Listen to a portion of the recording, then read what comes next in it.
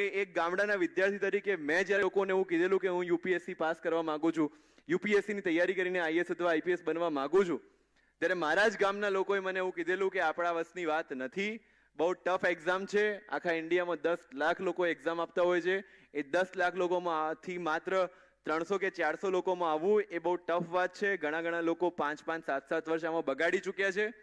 આપણે મધ્યમ વર્ગમાંથી આવીએ છીએ, આપણે નોકરી લઈને પપ્પાનો સહારો બનવાનું છે. આ બધામાં ટાઈમ વેસ્ટ કરવાનો કોઈ મતલબ નથી.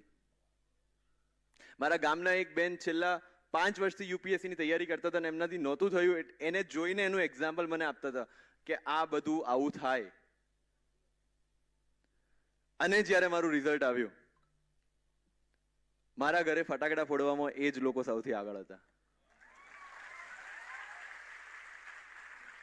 અને સ્ટાન્ડર્ડ ડાયલોગ એ જ હતો કે અમને તો ખબર જ હતી કે આ છોકરો કરવાનો છે.